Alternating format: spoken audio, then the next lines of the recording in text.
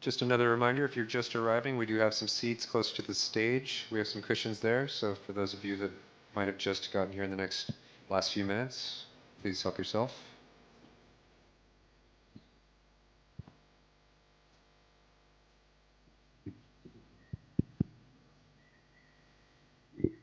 We've just learned that Hasmukh or HR Rama is out there somewhere lost in hugs, so he should be here any moment, and then we can begin.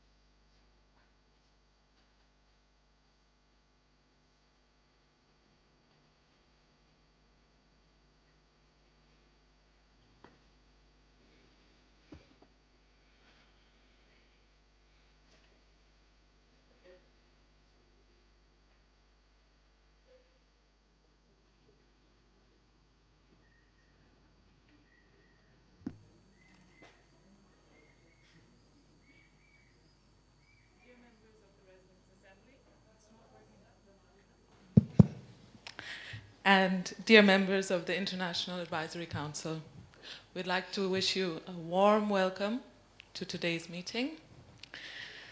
The aim of this meeting is to have an open, honest, and meaningful dialogue. The intention is to foster a collaboration between the Residents' Assembly and the International Advisory Council. We invite you all to go co-create a safe space in which sharing is done with respect and active listening. This is Anita, and my name is Arada, and today we'll be facilitating this meeting together. We'd like to say thank you to the team of people who have created the flower arrangements, to the team of people who have arranged for a meal to be organized for us to share after the meeting, and for Helgard, who has brought this painting, which is the unity in diversity. We'd also like to thank the working committee members for organizing the meeting and the Unity Pavilion team for setting it all up for us. Thank you. I don't know if you called out to the tech team. Did we give a call out? Okay. Okay. So that's my wrong paper. Our plan as facilitators is really to stay with the intention of the meeting, which is to hold space for a dialogue. So we're going to do sorry, I'm going to start that again. I'm sorry, I'm not very comfortable with the mic. Okay, so in our role as facilitators, our main aim is to honor the intention of the meeting, which is really to create a space and hold the space for a dialogue between the members of the community and the IAC. So we will be doing very little. And I'll just give you a little more information about what the next couple of hours how are they going to flow. So the first thing is we don't have an agenda for this meeting other than what the aims and intentions that she shared, but we have a flow, how we would like to flow.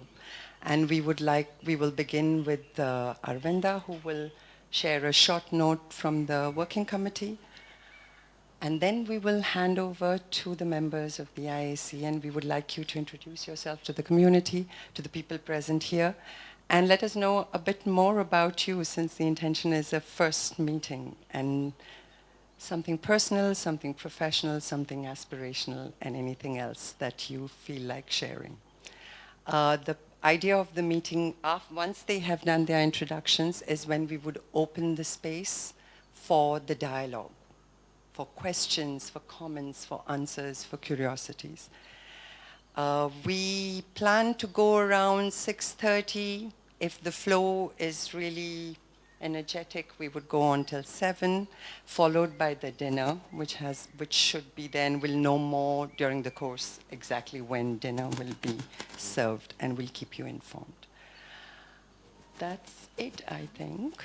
So with that, I would ask Aravinda, and I think the team wants us to be on the mark. So if you could come here for the sake of the live streaming. And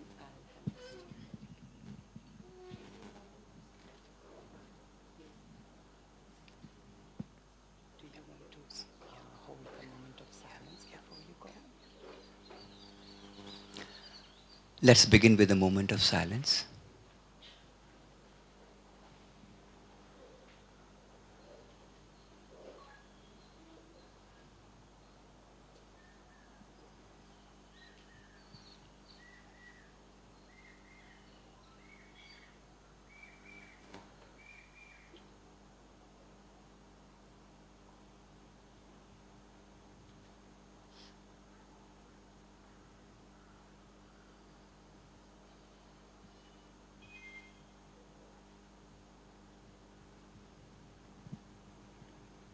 Vanakkam, Swagatam, welcome, bienvenue.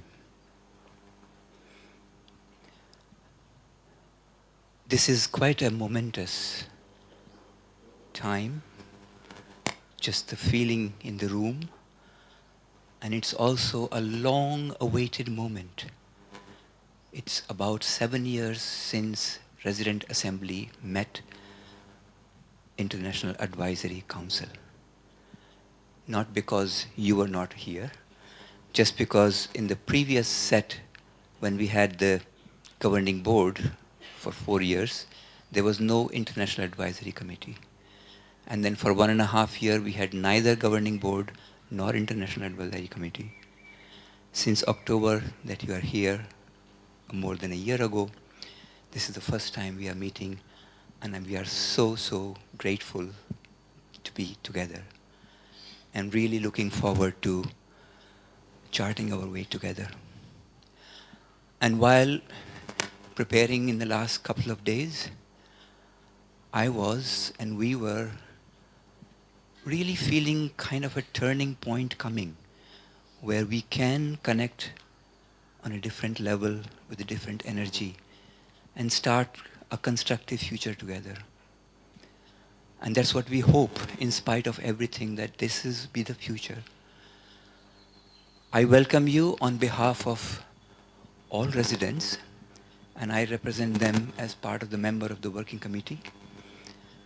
Let's move together as the Foundation Act intended, that the Resident Assembly, the Governing Board, and the International Advisory Committee work hand in hand in mutuality. And for me, just it kind of came up yesterday, this is the ABC of the Foundation: Assembly, Board, and Council. So let's be from here onwards ABC and not just one wheel doing what it wants. With that, I must also share that all our enthusiasm was there, but last evening we have received quite a shocking news, and it must be shared. One of our members, one of our working committee member, has received last night Leave India notice. There is no criminal offense against him. He's just been serving the community. I have no words to say how it impacts us. And I hope that we can take this step together in strength, in solidarity. And henceforth, there'll be no Aurovillians that will say this side on that side, that we will be all together. Because Auroville was built together all these years, and it's only together that we can keep building it. Thank you.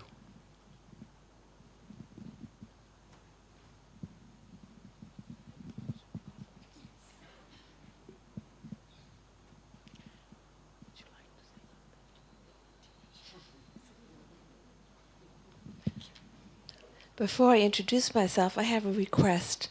Can I sit under a fan? Gabby, would you switch with me? I need to have a fan. As long as there's no fan here, I saw it. She doesn't like the fan, and I need the fan.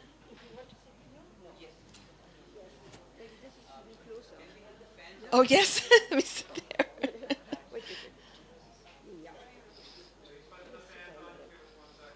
Can the fan just be one fan, or does it have to be all the fans?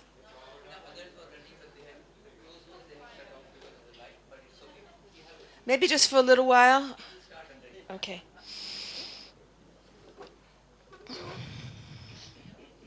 I'm Dina, and this is so beautiful, and it's beautiful to be here with you. It's been a long time in coming.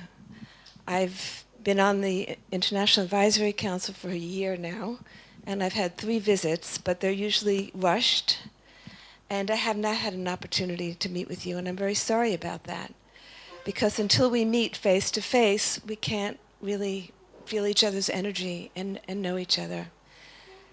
So, it's good to be here.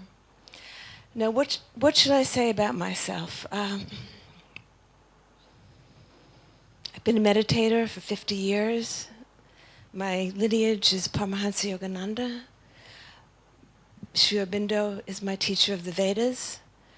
I've been coming to the ashram for 15 years, each time taking a visit to Auroville. I founded and run an organization called the Global Peace Initiative of Women, which brings spiritual resources to places of conflict. More recently, we've been working on climate change, going to the UN climate conferences, leading sessions on the inner dimensions of climate change. I'm also an author. I've written 5 books, one on Sita, one on Rukmini, one on just on Tibet. So that's me in a nutshell. That's okay. It's okay.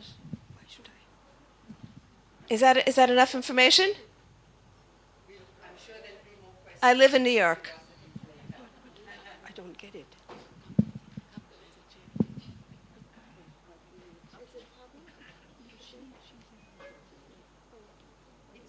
Ula, we weren't sure whether you were comfortable there, so we were offering you another place. You don't need to come here because of the fan and all that. Wow. Okay. You were not in the wrong place. Come. Good afternoon. I'm Michel, and first of all, it's a privilege to be among all of you. I've been very lucky to be in this very hall a number of times in the last couple of years for various community meetings, which I attended sitting in a corner. And I think this is a defining moment. Brief introduction. Well, many of you may happen to know me and Nicole, who came before me to Auroville in 1974. I only came in 1977 and stayed for 5 years before moving on to other things, but permanently living in India, ultimately getting involved in a lot of educational and cultural activities and academic also, and taking Indian citizenship, both of us, somewhere along the way. But constantly retaining, keeping Auroville in our heart and coming back to it as often as we could, especially in the last 5 to 10 years, quite often, increasingly often, culminating in a surprise appointment to this International Advisory Council and doing whatever I could to interact with a wide range of people here and making certain representations to the governing board, about which perhaps we will discuss a little more later. Thank you for showing up. It's amazing to see so many people. And as Michelle has said already, it's long, long overdue. My name is Gabby. I'll start the other way around. I was born in South Africa to German parents and have lived in Ireland for most of my life. So I do feel like I'm a little bit of an international nomad. I've been coming to Auroville since 2002 and came every year until 2020. COVID prevented us from traveling. Auroville has always been a huge, not only an inspiration to me, but a place that nourished and sustained me for the months that I was not here. So it was like a little bit of a refueling station for me for every year. I've participated in many programs in Auroville. And have brought yoga students to Auroville for yoga intensives, and equally have interchanged with people, asking people from Auroville to come to Ireland and share their expertise. I think that's about all I can think of. Maybe you guys have questions later. Thank you. So it seems like I'm the Syrian most to visit Auroville since 1969.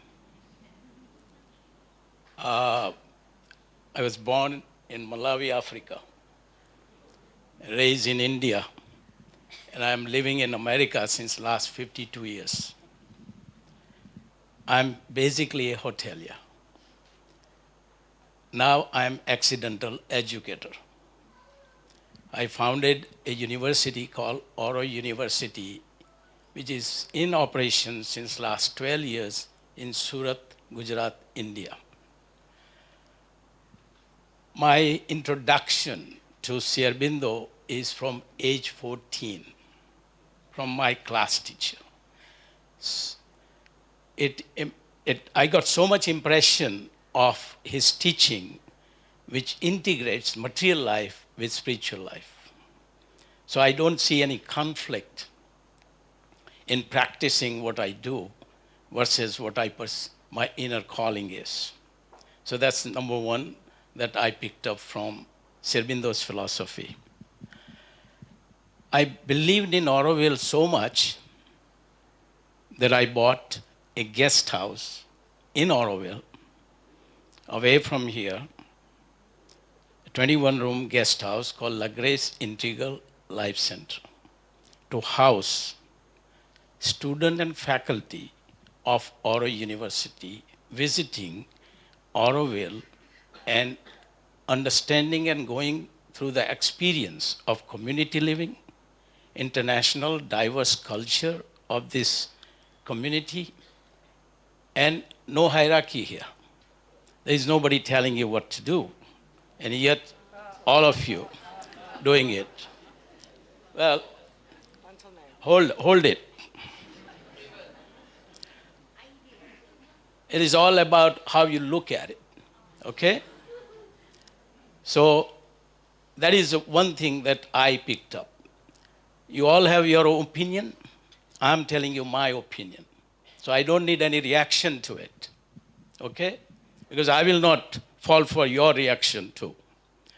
So that is one thing that I have done. I don't know how I wind up in Auroville International Council, but I am also learning more about Auroville, what it represents, and how it should be taken to the next level to promote, to make it a real dynamo of inspiration for the rest of the world. And that is what I see I get from Auroville. We also I have taken a piece of Auroville, a golden disc, and I'm opening Sri Aurobindo Integral Life Center, which is opening on 21st February in Auroville University campus. So I have taken golden disc and I'm putting that. So I just want you to know that Auroville and what it stands for is not alien to me and my life and pursuit of life. I went from east to west. You all came from west to east. In fact, in Greenville, South Carolina, where I'm from, they have built a park called Unity Park. Unity Park. And in that, there is a river goes through, and we sponsor a bridge, which is called Oro Bridge. You can go on a website, and you see it. So I just want you to know how much Auroville represents for the humanity and what all of us sitting in this room carries the responsibility to become a role model for the rest of the world. With all the problems is one thing, but we have committed ourselves for the vision and mission of the mother was and how we can help it manifest, not just in Auroville, but outside of Auroville. Thank you.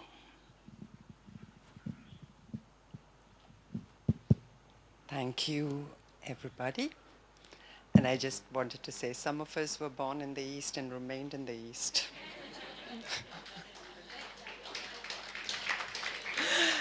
But that's the collective community of Auroville. And I would like, after this introduction, to open the space for dialogue. The way we'd like is we will let you stay in your chairs, and we will ask anybody that wants to speak to move into this inner circle here. There will be a mic here.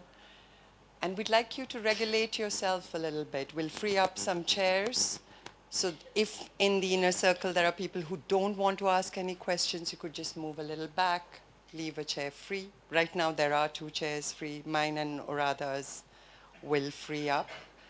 And I would just open the space. And it could be that you have some questions or somebody from the community has it. I would make one more request, is that all of us, we try to be as concise, whether it's a question, whether it is a curiosity, or whether it's a comment, so that we can really hear as many voices as possible, knowing that with dinner, you can always take your point further. You'll have an opportunity to discuss it further. Does that work? Okay, so then the space is yours. And I'm going to put this mic here, and there's another mic there. There are chairs there. Please feel free to.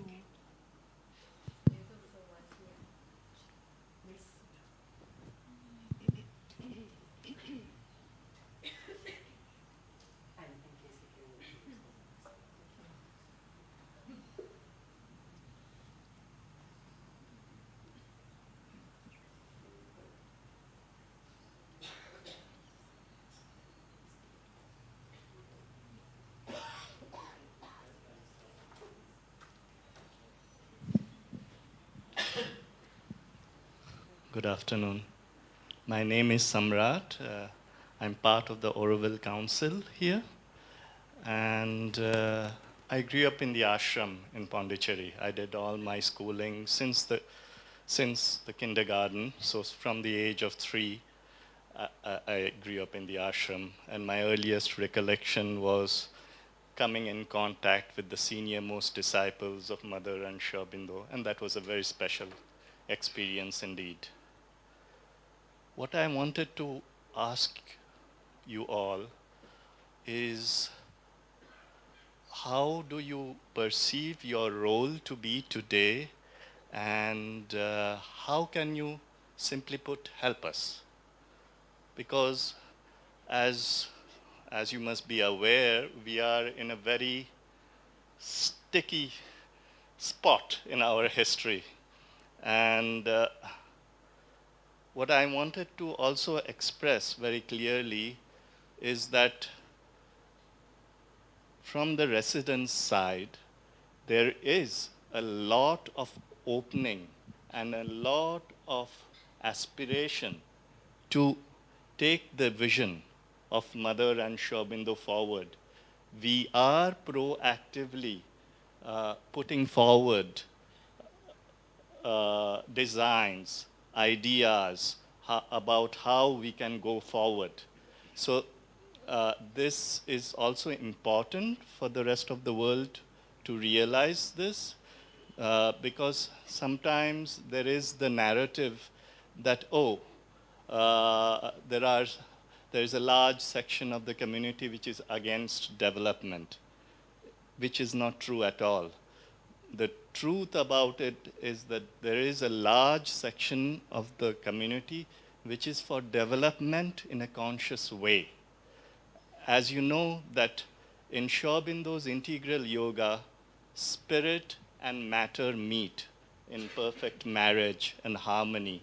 And this is what we are requesting today to happen, that things are approached with a certain awareness, with a certain consciousness, and also with a certain amount of compassion and vastness, where you are willing to see the other's perception. As our respected member just now said, that he expressed a certain perception, and all of us, we might have lots of different perceptions about what is the way forward. And my request today would be is, how could you help us in terms of also the governing board, also the foundation office? How could you help us forward from this sticky place and try to bring this marriage more consciously forward, this marriage of a conscious approach? That's all.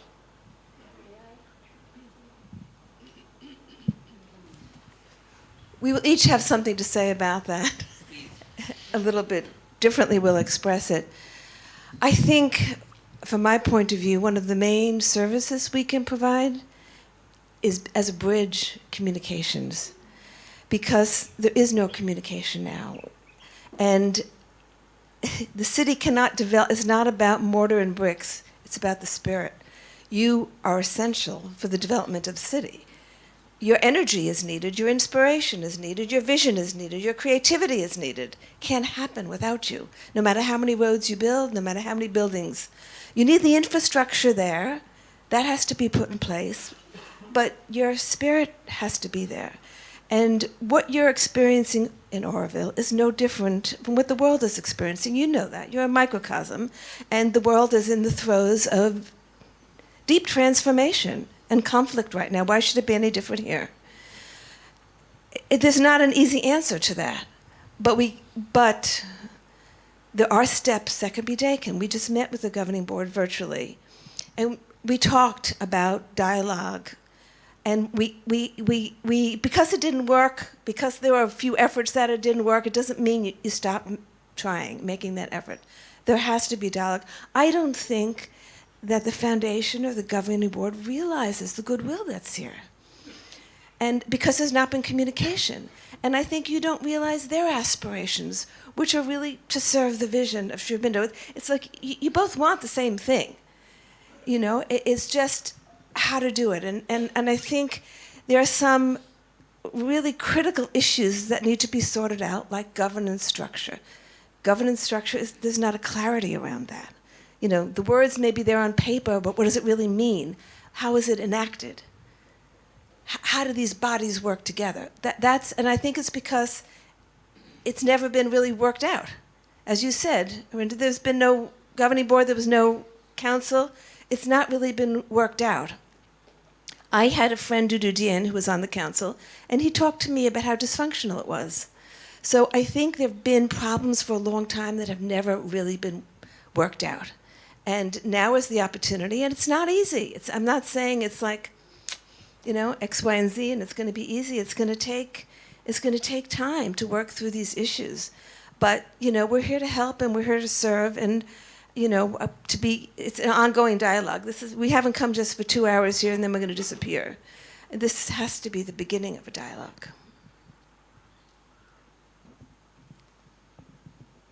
Samrat, I think you asked very important questions. First of all, how do we perceive our role? For that, my answer is extremely simple. The role of the International Advisory Council is precisely defined in the Auroville Foundation Act, which Gabby just got a confirmation from the governing board is still the legal framework by which Auroville is to be managed. This was a question that Gabby pointedly asked. Is it still the legal framework or not, or has some new legal framework been implemented? So the answer was no, not at all. We are going by the Auroville Foundation Act very well.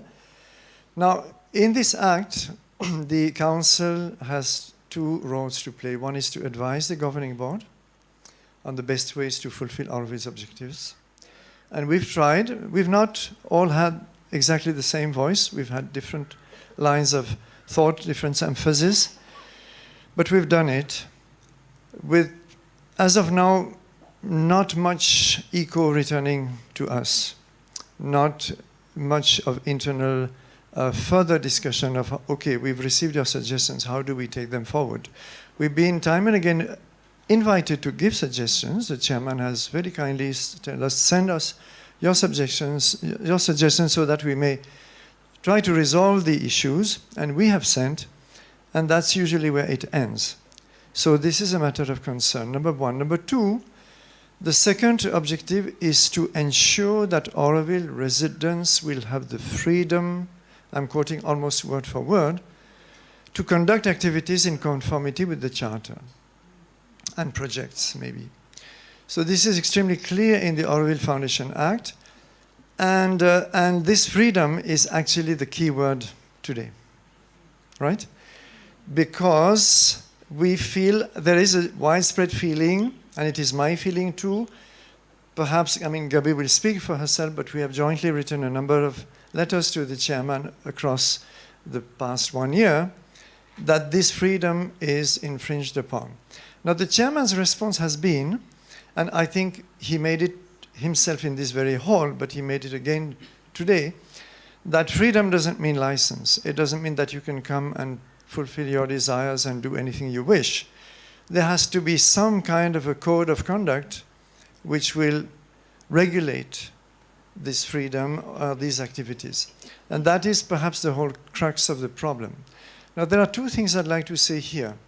One is that I asked him who's going to lay this code of conduct. And have you ever, Mr. Chairman, invited the community to themselves give suggestions for a possible code of conduct, integrating what, because Mother herself had given quite a lot of guidelines, which were evolving, of course. Has the community been invited to suggest itself to formulate, to help formulate a code of conduct which could perhaps, if necessary, then be formulated as a result of a dialogue? There was no response to my question. That's one. Number two, I'd like to read out something which I call somewhat in jest Sri Aurobindo's Charter for Auroville. So it's not to be taken seriously, the designation, but his quote is to be taken very seriously to my mind. And what Sri Aurobindo said was in 1926, I have no faith in government controls because I believe in a certain amount of freedom. Freedom to find out things for oneself in one's own way, even freedom to commit blunders. Nature leads us through various errors and mistakes. When nature created the human being with all his possibilities of errors and mistakes, she knew very well what she was about. Freedom for experiment in human life is a great thing. Without the freedom to take risk and commit mistakes, there can be no progress. Growth of consciousness cannot come without freedom. To me, this is definitive. Now, the question is that, of course, freedom can be abused. I lived in Auroville for 5 years. Well, I did see a few things which were not right. Let me just put it in a very broad way. We know that not everybody has been scrupulously honest or sincere. We know that in a community of 3,000 people over 50 years or more, there are going to be, there's going to be a bit of leakage here and there. Now, this is amplified to tell us that there are lots of things in Auroville which are undesirable. There's lots of financial irregularities. There are lots of undesirable phenomena, and this has to be now regulated. And we need to, and we are going, come what may, to define a code of conduct and decide who is following this code of conduct or not. And those who do not will have to leave Auroville. This is what we were told today. I have my notes. Now, this to me is not the way forward. Because if at all we agree that there should be a code of conduct and some kind of broad, and it has to be something unique to Auroville because Auroville is unique, then it has to come from the community and there can be a dialogue. And then, of course, governing board can express its opinions and so on and so forth. It cannot be an imposition from the top. This has been my attitude, my view, my repeated representations, and sometimes jointly with Gabi, to the governing board, but we have not had yet a proper discussion. And the crucial question is, who's going to judge? Who's going to judge who is capable of living up to the ideas that Mother has given or not? So these are major questions, and we've been trying to at least define them and hoping that at some point there will be some genuine discussion to move forward on them.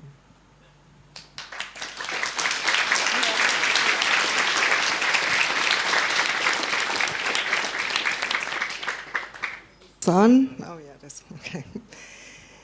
I don't want to repeat the same things or echo what Michelle has said. I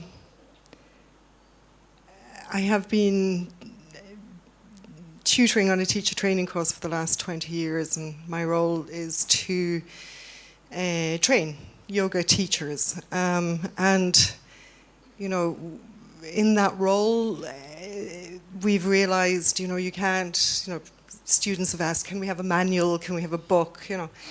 It doesn't work that way, especially not with the spiritual practice.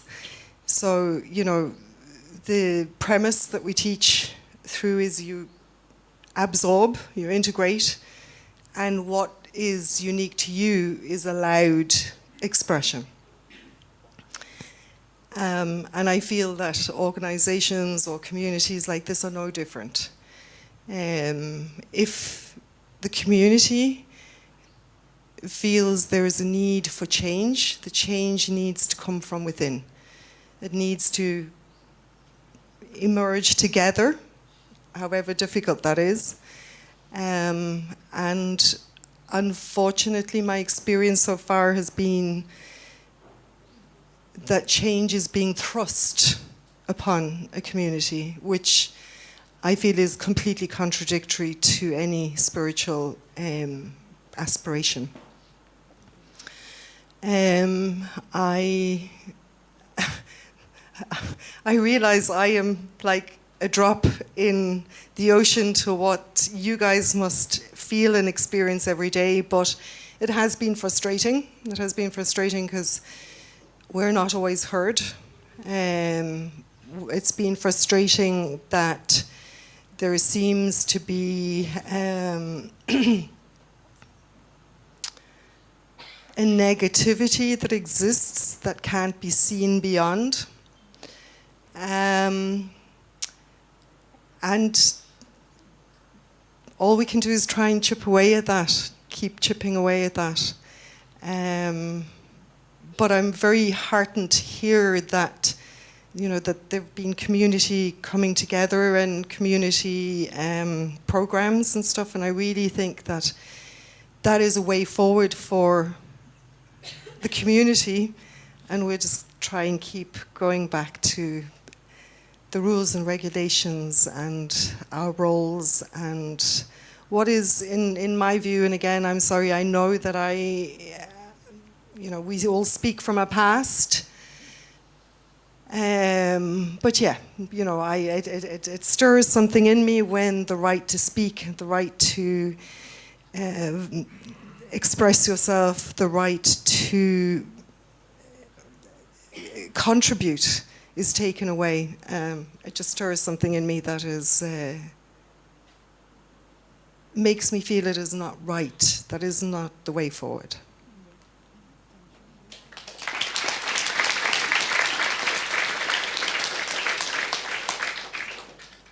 think the most important thing that we are all one family, which we heard that we are all together.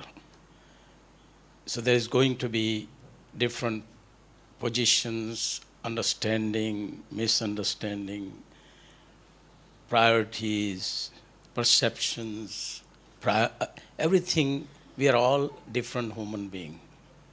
What is required, if you ask me, that the solution for these issues that we all talking about has to come from the community itself. Because we are outside looking in, but you are living day in, day out. So you have to figure out what is the best way to do it. All of you have lived here long. You know what is working and not working. And you create your own way of doing things and living things. You already doing it. Now let's understand, if there is a roadblock, let's remove it. It's fine. What I'm saying is that the solution has to come from the community itself. And I strongly suggest to you that outside advisors will not be able to help you. In fact, they may fuel the fire into the fire. We need to be protecting against that also. So we need to understand that, because we all have our own way of looking at things. But you are living here, and you need to figure out what can be done. And you've been living here a long time, and you are the best judge of situation, best judge of what solution can be that can work for most of it, not for everybody. Sometimes things don't work for everybody, and we have to accept that. Because we have to also recognize that we are all work in progress. We are human beings. We have defects, and we have to recognize that. So therefore, what is good for the larger community, we have to respect that and move on with it. Because we can go on positioning ourselves, it will not take long enough. Because in fact, the gulf will be more wider than narrower. Okay? Hopefully that sooner or later we all come to a understanding that it is my family problem, I have to solve my own problem. This is how I see this issue could be addressed.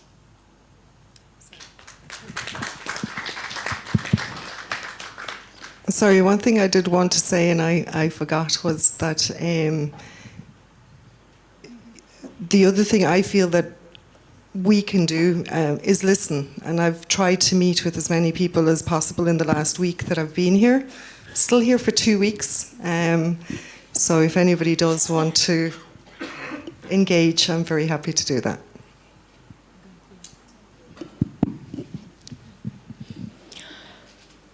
I guess maybe I should stand up. My name is Amy, and I think a lot of you know who I am. I've been in Auroville for 18 years, and I've served in the public sphere quite a bit, mostly in the Funds and Assets Management Committee. And I can tell you, I'm actually pretty comfortable speaking in public, but right now my heart is totally racing. Because this time is just unprecedented, and I understand it's happening on the planet, in the world, but it's happening to my home. And Auroville is my home, and India is my home. India is the place of my soul. And I know that it's the place of your soul too. I know it is. And I'm a white person. I have a US passport. And I have to worry now that I stand here before you with my heart spread open on the floor, and I have to worry about getting a quit notice. And that's terrible. You just can't imagine how that feels. You can't.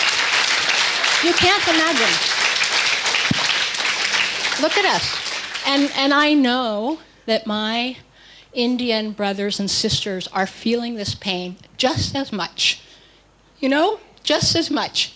They don't have to worry about getting a leave Auroville notice. Maybe they'll be asked to leave because they don't meet this code of conduct that's coming down the pike. Maybe they'll have to go live in Kolopalayam or something. But they will not have to leave the country that they love, that resonates with their soul, where they can breathe, where they can love, really love. We're here for human unity. We are not here to be told what to do. We are not children. We have been doing this experiment for a long time. We have been improving. I've been here 18 years. I'm a baby. And just since I've been here since 2004, the amount of change that I have seen, we are maturing. We are growing up. We are learning to talk. We are learning to listen. We are learning to embrace. It's happening. I don't care what anybody says. I live it. I live it every day. And I want you I thank you for coming. Thank you for coming, listening. I actually don't have any questions for you. I really don't. I've heard you. I understand as well as I can where you're coming from. But I want you to hear me. My name is Amy Bassett. India is my home. I love living in Auroville. I love the freedom. I love the difficulty. I love the messiness. I love everyone in this room. I love the governing board. I love the International Advisory Council. I love Jayanti Ravi. I love RN Ravi. I do. I love them because we have to love, you guys. We have to. We have to. I know it's hard. I know. I also feel threatened, really. I'm like, do I get up and say what my heart is screaming for me to say? But love, we're here. We are here for human unity. Don't forget that, please. Thank you.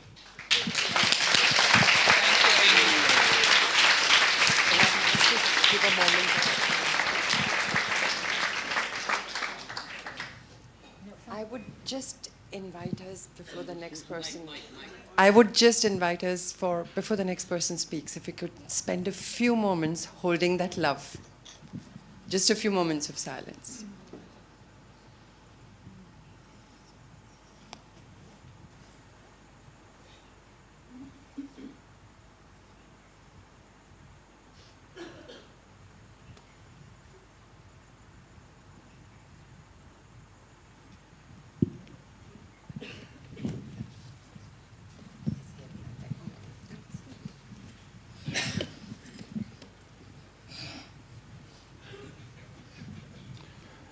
It's not easy to speak after Army, something which we all felt comes from the heart. And I would like to stay on the same level, if I can. I have problems with my throat because maybe I speak too much. So maybe I should shut up. But let me just reflect on your presence. I think I'm very grateful that she has brought you four physically here. And I would like to use you and take your invitation for building bridges, for opening up the sense of family, for letting an inner code arise, for letting that creativity, which doesn't see only problems and products, but is grateful for the time and space to see it as challenges. And the second part would be to be an invitation to become midwives. I have met you quite often when we took the 50th anniversary. You were a gracious host. And there is a generosity I can feel when you speak. But there is a sense of sadness because we have heard many words. I'm not saying that this, but it's like when we plead, when we appeal, when we say something, yes, yes, we will think about it, yes, yes. in the very same room which you mentioned. We were all sitting there. We were lectured to, but there was no reply to our pleading. So the use is, I'm committing yourself now to the promise you have given to the community to crack open that wall which we are facing and take these words from the community. And I don't think I speak only for me. I think it is the voice of the Residents' Assembly. Whatever the ROR says, we are the Residents' Assembly. Come here, giving our life, 50 years, 40 years, 30 years. So you build the bridge, Dina. You take this, what comes from us, to those who have closed their eyes to us and their ears to us, to the foundation office, to the chairman's office. That is now what you have promised us, and we hold you to that promise. This community, the conduct, yes, we have to have changes. I know what you're referring to, Michelle, when we all started, and I don't want to go into details of what happened at that time. It has been glorified. The past always history glorifies the past, but it was messy also. This learning from within, and then, you know, the community, the voice of the community. Rama, you now be the voice of the community and bring it to the closed ears and the closed eyes. Governor Ravi, I heard them. You listen to them. You give them a space and a time. Change often comes with pain. And it is in the old Japanese thing, the hard edge is made by pressure and pain. We are under pressure and pain and heat. And we are not blaming anybody. We all want her city. When I met her, when I said, "But Mother, you said yes, why are you quoting to me what I said yesterday? Listen to the now." She made a drawing with her hand, 4 petals. At one time she said, okay, then we change it. We put the industrial zone here, and we put this here, and we put this here. Even her disciple, Roger, okay, you want this? Yeah, we change it a bit. Piero, the engineer, what? There's a problem, so we widen it a bit.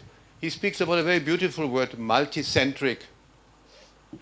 Taking 563 meters, whatever, and make this the dogma and make a circle, and once the circle is finished, the supramental will descend. I don't any of you 4 believe that.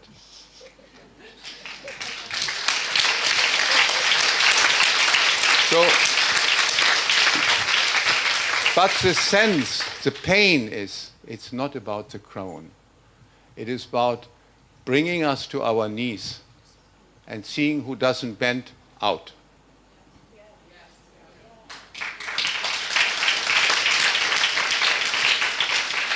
I went to Delhi and I brought my pain and the pressure to the ears which hurt.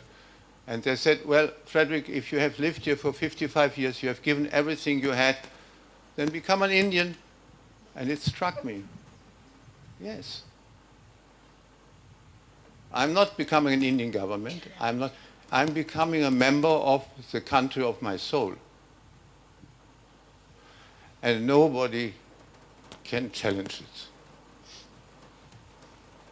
So this is the instrument. You have to carry this voice. It cannot be again a wall.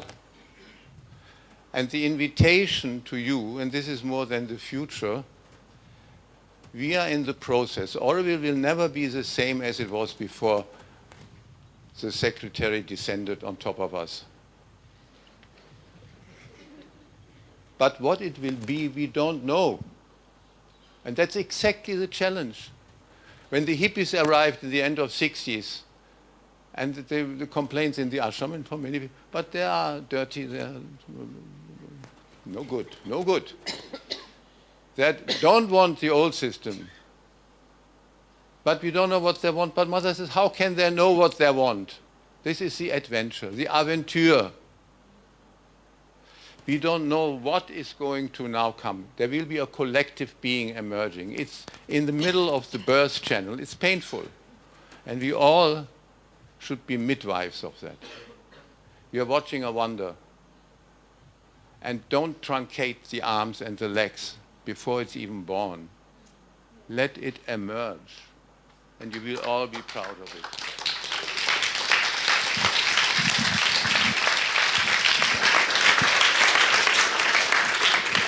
Are you Frederick? Yes. The Frederick? That's about Justin. The one I've been hearing so much about, who's larger than life? That's you? Justin is pushing me into your heart. You wouldn't meet me, and now here we are. Now we meet. Hello, Frederick. Hi, Tina. Good to see you in your presence.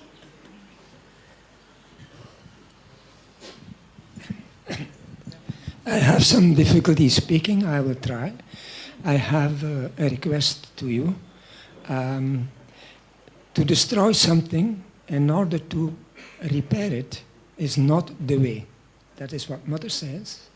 Sri Aurobindo says in his correspondence with Nirodbaran, you cannot destroy in order to correct. That is not Mother's way. So Mother said, if you want to work for the divine, you have to have patience. And there will be a moment, a divine moment, where things will become clear and you can progress. This moment has come, but they have not listened to the Mother. They have started to destroy, wanton destruction, without any reason or rhyme. There were many wrong things in Auroville, as Michel said, but Auroville is a representative of humanity. And it is not by throwing out people that you correct the psychological attitude. So I ask you to influence as much as you can to stop this wanton destruction. Another point is, Auroville is the city the earth needs. It would be nice to have a colloquial conference on what the earth needs today. Another point I would like to say, Mother talks about the future, a place where we can think only of tomorrow and the future, and not about 68. The 60s were the age of the cosmonauts, of the travel to the moon, and all these discussions in TV about, galaxies and nebulas. That was the 60s, but the 60s are gone. We are in 2023. And what would the Mother want today? What does she want for the future? I would ask you to think about this. It is over 68. There is no Olympic Games in 72. There are no flights from Paris to Auroville 2 times a week or 2 times a month. This period, Mother has closed, and she will not come back to this. We have to look at the future, standing today. How can we move forward? And we will move forward if this wanton destruction stops. Thank you.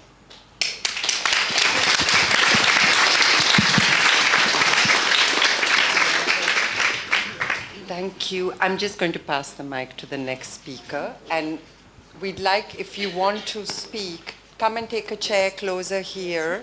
The ones who are not in the circle, who don't want to speak, maybe you want to step back, come on this side, so that we can regulate without us popping in.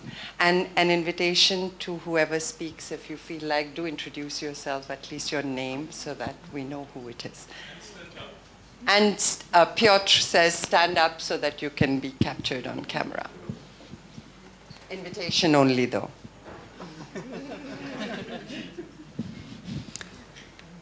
Hello, IAC members. Thank you for coming. Thank you for meeting us. My name is Renu.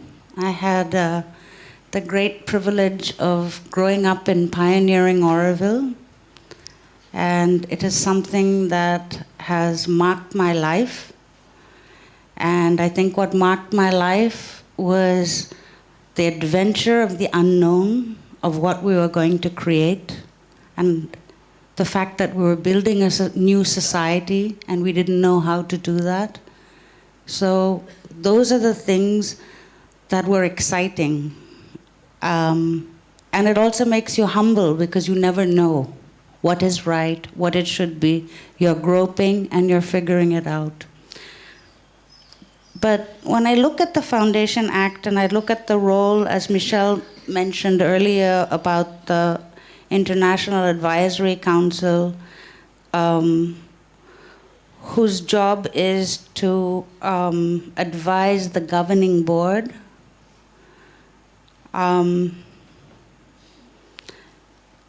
tendering any advice to the governing board, the council should endeavor to secure that A, the ideals for which Auroville has been established are encouraged.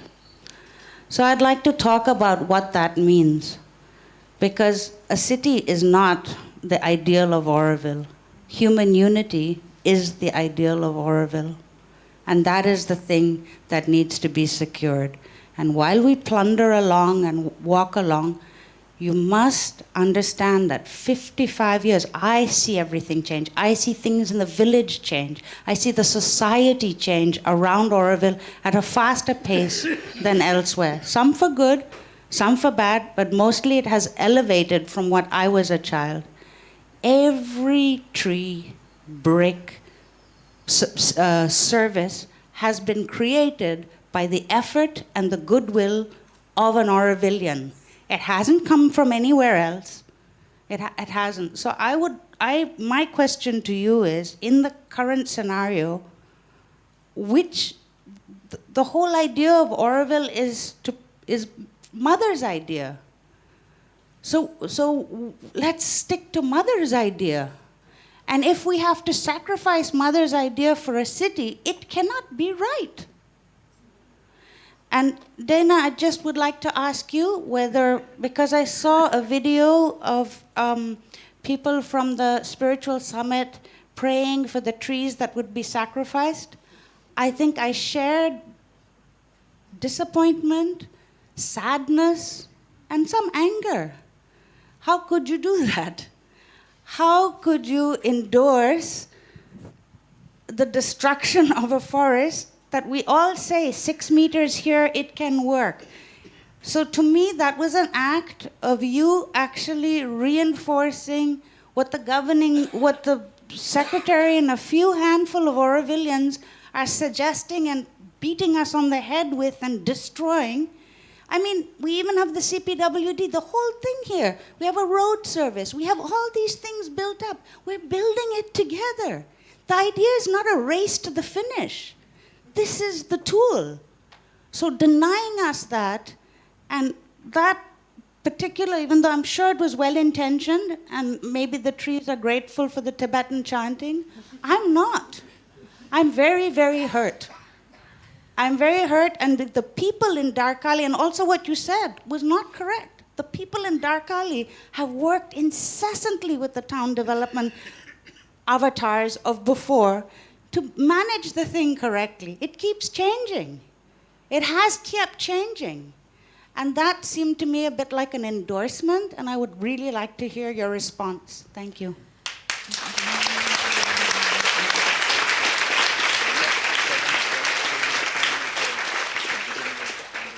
Sadly, I've managed to create anger on both sides, on all sides. I've angered people from all sides. So I'm really sorry about that. People on that side have been angry at me for different things. And I am who I am. I'm an open book. We were there. It was very spontaneous.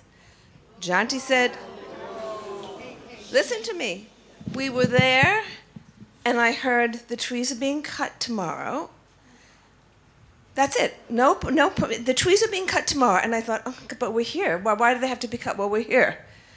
So then I thought, because we work a lot with indigenous communities in the U.S., I said, well, and I know the Bon community, well, there are ceremonies. I mean, you don't just go and, it's like the Native Americans. They killed the buffalo, but they did it asking. They did it in a sense of relationship. You don't just go in and mindfully cut. You do it in relationship. Yes, you have to take from nature. You have to kill animals sometimes. People eat meat. I mean, how many animals are killed for that? The problem is we do it like a business now, not mindfully. To do it mindfully. Look, this is where I'm coming from. You may not agree with me. Well, I don't. I'm a vegetarian for 50 years. I don't kill. Okay. But the Native Americans killed the buffalo. They did. You're going to criticize them for that? They needed that to live. May I just come in? May I just come in? I really would like that we might not agree, and I think that was said right in the beginning. This is not about agreeing, but we allow the person to finish. I'd really like that, no matter on which side they are. Thank you. I'm almost finished. So I know about the Bon tradition, and I know about the way the Bon people of Tibet relate to the spirits of the natural world, to the water spirits, to the earth spirits, to the air spirits, the tree spirits.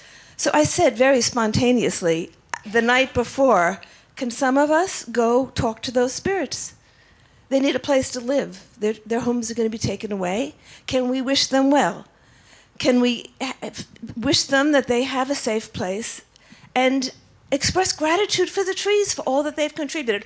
I want to be clear. I am not a decision maker here. I can tell the governing board what I think, but they don't have to listen to me. There's nothing in that paper that says they must listen to the advisors. All I can do is advise. And okay, the trees are being cut tomorrow. Well, can I go say a prayer for them, please? It's that simple. It was that spontaneous.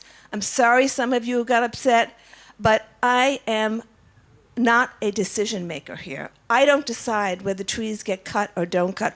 All I can say is, may I say a prayer. Thank you, Dana. Were you next? May I add a comment? So, Dana, you are bringing the right point about who's the decision maker. So, in fact, we discussed this in the meeting with the governing board just now, because I think it was Gabi who raised the point as to how are we supposed to function. Something we've discussed several times, and Dr. Jayanti Ravi reminded us that according to the Act, which Renu brought up, the governing board is the authority, the sole authority. It manages and takes the decisions. I had to remind Dr. Jayanti Ravi that the Act specifically says that the governing board will take decisions in consultation with the Residents' Assembly. Now, I will not go further into this, but this is usually where, again, the dialogue aborts. You know, there is no further consultation. So I gave a few examples. I said, take the case of Darkali. First of all, I said, because Dr. Jayanti Ravi, as we know, swears by the master plan and says it's the governing board's duty to implement the master plan. Perhaps, I don't know exactly. But the point is that the master plan never says anywhere that the crown road has to be a perfect circle or that there have to be 12 radius. We all know this, and this is a simple point which we have pointed out again and again, but without getting a proper response. So I said that I happen to know that Darkali had made a counter-proposal of a slight deviation in the Crown Road, which would, save a number of significant water bodies and trees. And that, in fact, Jayanti Ravi was in some of the dialogue and got quite interested at a certain point and thought that this seemed to be a good way forward. Then went back and at some point said, no, sorry, we're not going to do that. We're just going to go ahead with the perfect circular road. So this is again where there's a disruption and a breakdown of dialogue. I also brought up the question of the youth center, which was willing to relocate, and just a day or two of further discussions would have allowed a very harmonious transition. The youth center had agreed that, yes, they were sitting on the Crown Road and something needed to be done, fine. But again, the methods employed were not in consonance with the spirit of Auroville. And this I brought up this very afternoon. And the third case I brought up was the case of the dream weaving process, because we're being told that you people are totally disunited and are fighting among each other all the time. This is the impression that we get from some of the inputs from the governing board. And even one of the members today reminded us that Mother had depicted Aurovillians as scoundrels. I think we were told this today, which this is a bit of a discovery for me. But anyway, the point is that here I said the dream weaving process was acknowledged. I was in one of the crucial meetings where even the late Balkrishna Doshi came on the screen with his son-in-law Rajiv, and I was here in this hall. I was standing there.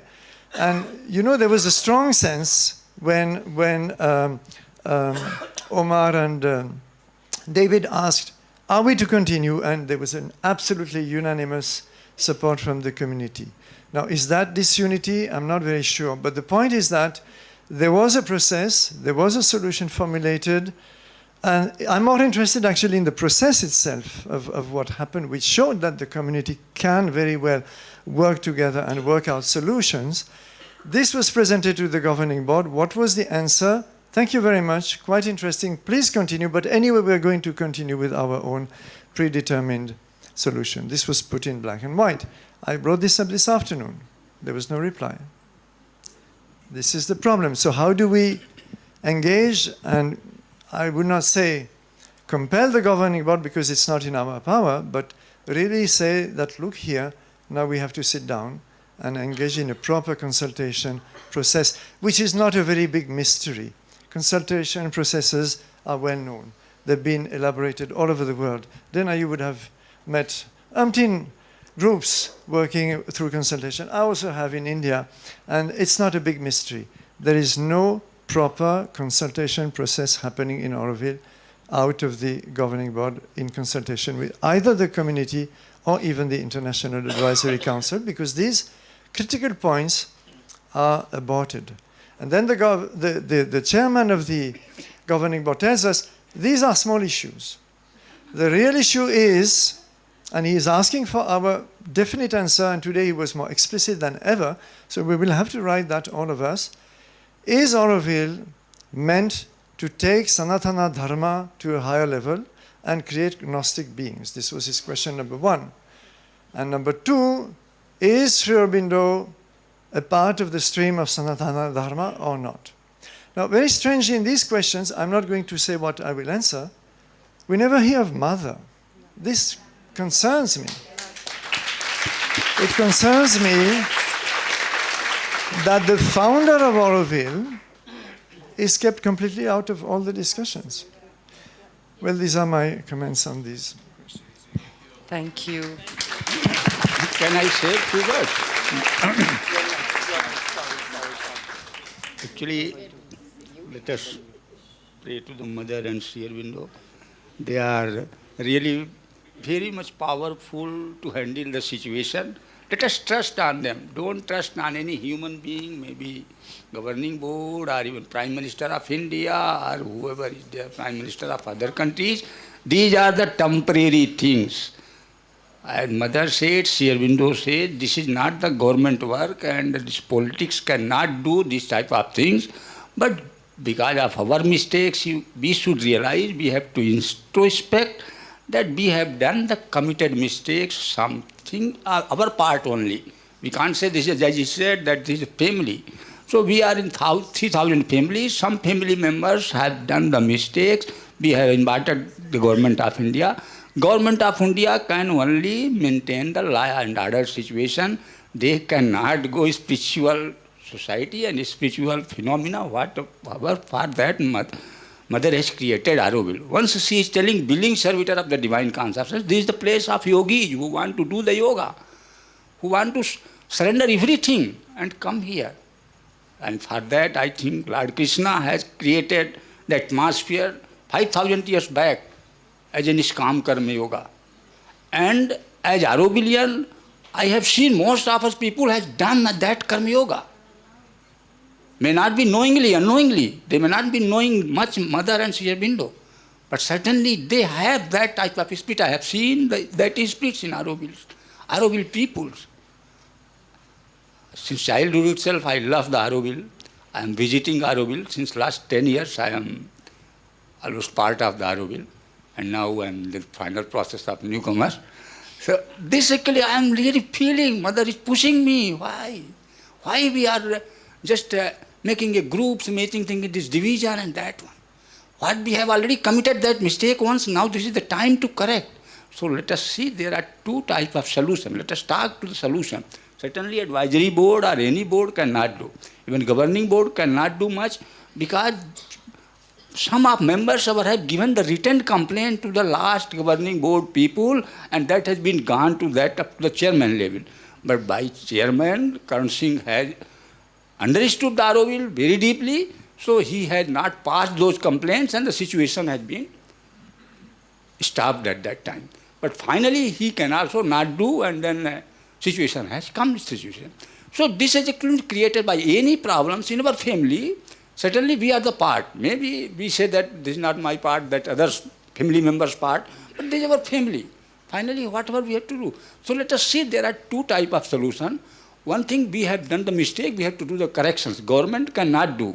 And certainly our act take the, at least they may not say the priority for governance, but at least there is a major part of governance in the hand of governing board, if you see the Foundation Act.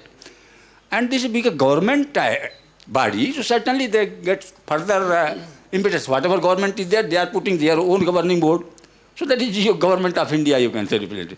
So certainly we have to get rid of those and we have to try to define this way, redefine this act and whatever way is there. So at least we should get three body. One international council, you see, IIAC, we have most of the devotee of Sri Aurobindo and Mother. But in the governing board, and especially who is governing us, means you can say, we should not say any name, but whoever is there, certainly they are not the devotees of the Mother and Sri Aurobindo by heart. So this problem.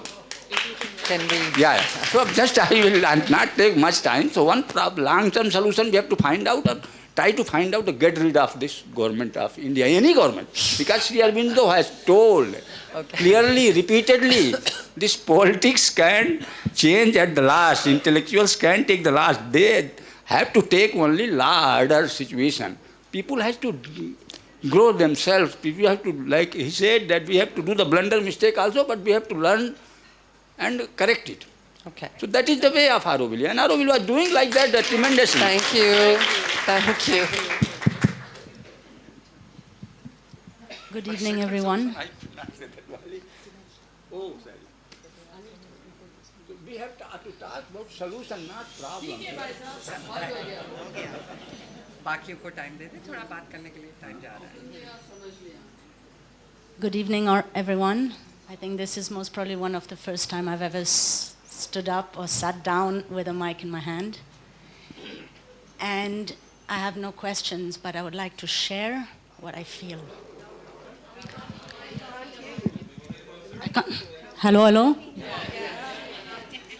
So, I'm not here to, I don't have a specific question, but I would like to share my I can walk out, I think, at this point. Thank you. So my name is Auroville. I was born here. The mother gave me my name, not Sri Aurobindo. So for some, maybe it's not valid. It is valid to me. And I never left this place. This is my home. There is no difference in between me and Auroville. Auroville is me, and I'm Auroville. And what is happening today, I can only say is not okay. I feel like a tree being shaken from all sides. You can do all the prayers. You can ask me to surrender my spot, but it's just not okay. In humans, we ask some qualities, and one of the qualities that I was always told to have is no judgment. And right now, we are being judged at every move we do, to the extent that we don't even know how to breathe, because we may breathe too strong or not strong enough or whatever. how can we be ourselves when we have thousands of people from the outside just scrutinizing us? We're supposed to be doing something different. There's no time for that. We're not time bound. It's the ego that comes in and says, I want to see this done in that manner. Because when you talk about manifestation, the time is not in our hands. And yet, there are so many people which are so in a hurry to see the result. And I really request, we talk about communication. If I hear well, you're not even heard. And then one of the judgments is, we have no communication with the RA. But they don't want to hear, because that will jeopardize their timeline. So I am just sharing how shaken I am. I have never, ever doubted a single moment that this was my home. I may look like a Westerner, but don't judge a book by its cover. And I only feel so retracted and so pained by this threat of visa that we all have over our head. And we're talking about human unity, we're talking about equality, but somebody can just say, sorry, in 2 weeks, you're leaving your home. You're leaving this country. That is not okay. And that's all I wanted to say. Thank you.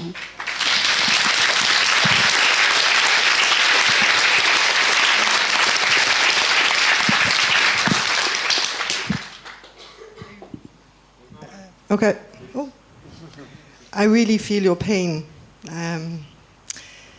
And I do feel that there is so much contradiction, which is even more frustrating.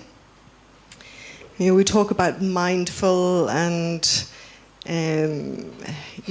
spiritual. And, I've visited Auroville for 20 years, and I've participated in stuff, in different workshops where, we really look at what the meaning of mindful is. To dig deep, to explore very, very deeply. But I do feel personally, so I'll take myself out of the IAC seat, but I do feel personally there's a judgment. There is a spiritual superiority that is judging people, and it's really frustrating because I, on the other hand, see things like, I've seen the fashion shows you guys have put on and stuff, and then I see bouquets of flowers being given out with plastic wrapping, and I'm going, where is the mindfulness? Where is the yes, where is the values that you guys have worked for? I look at these big plastic banners everywhere, and I go, there is so little understanding. There is so little understanding, and there is so much, I'll just say it again, spiritual superiority, and it is incredibly hurtful.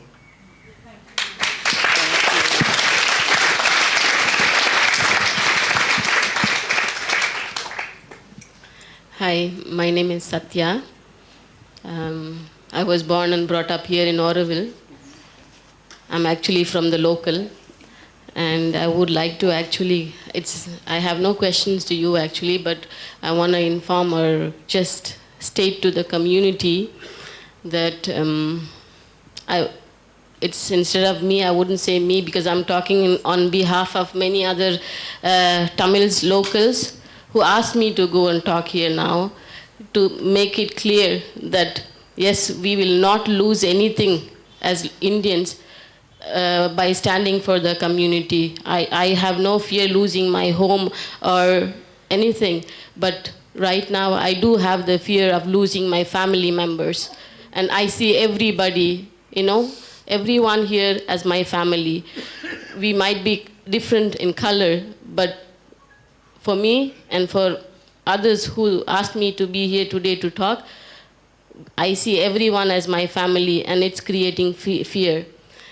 This is actually in continuation of Emmy, which she said that we will not lose anything. We will still continue to be in Auroville and Quilapallium. It's very deep pain in the heart to see that one of our family members is being asked to leave with a quit notice. It's very painful. This is more painful than anything else. Yeah. Thank you.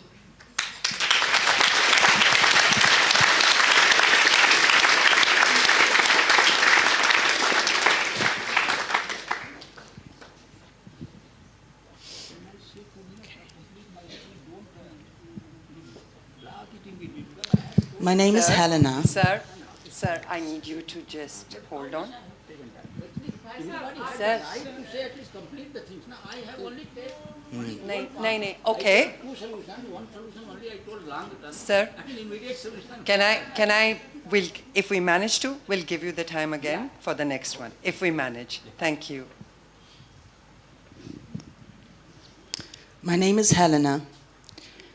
And the first time I came here, 36 years ago, on my cycle from Pondi, I saw an empty space with a few trees here and there.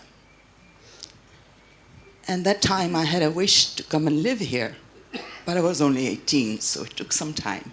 It took a long time, in fact.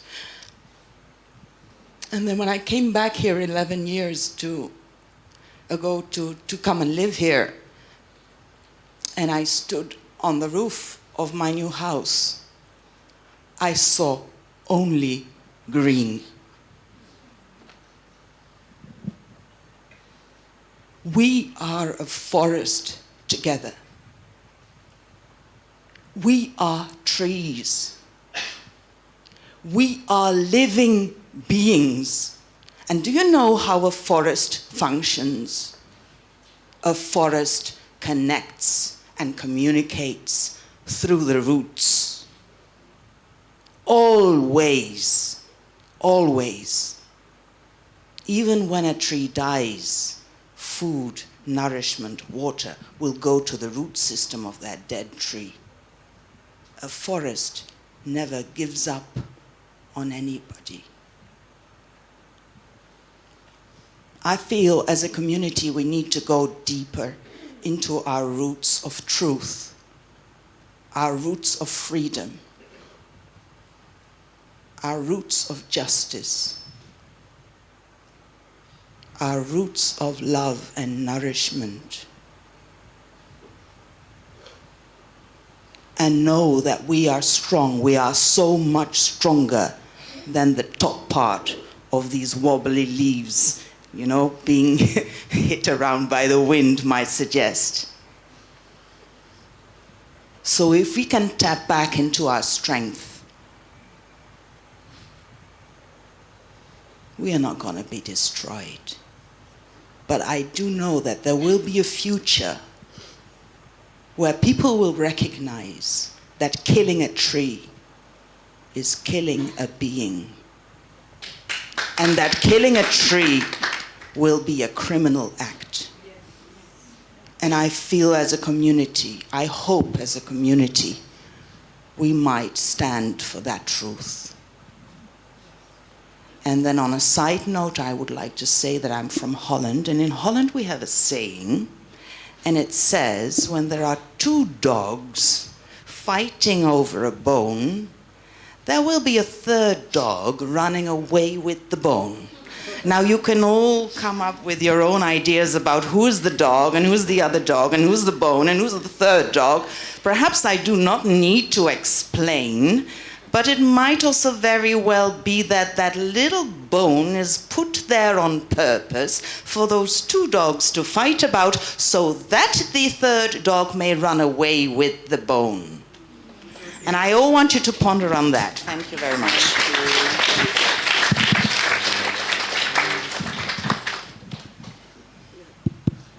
So I'm a little bit shorter, so I better stand. Greetings, everyone. I decided to stand and speak today because I'm a little bit shorter. Anyway, I want to share what I have been feeling. And for people who doesn't know me, my name is Tahir. I'm originally from Ethiopia. But I could say I grew up here because I came when I was super young for my age to be here, inspired by the pioneers who have been here before me, who have been planted the trees, who stayed without electricities and the van and the building, fancy building that we have here now, we don't have, it wasn't there before. I'm here by their inspiration to build the community with them, with the people who live here, with the people who care about Auroville, the people who choose to be here, not because they get paid, but the soul bring them here. I thought I could be here with my soulmate and to build a place for a future where all human beings can feel safe. For me, I want to live in the place and I want to contribute my energy to the place where freedom means something. As a young person, I left Ethiopia to be here. And in Ethiopia or in Africa, we have a word called Ubuntu. I am who I am because of who you are. And that comes from, not from the Google, but it comes from the heart, how we live day-to-day life. Thank you. Thank you.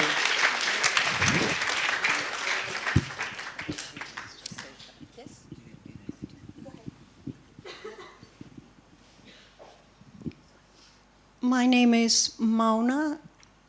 I am from Holland. In 1971, I came here.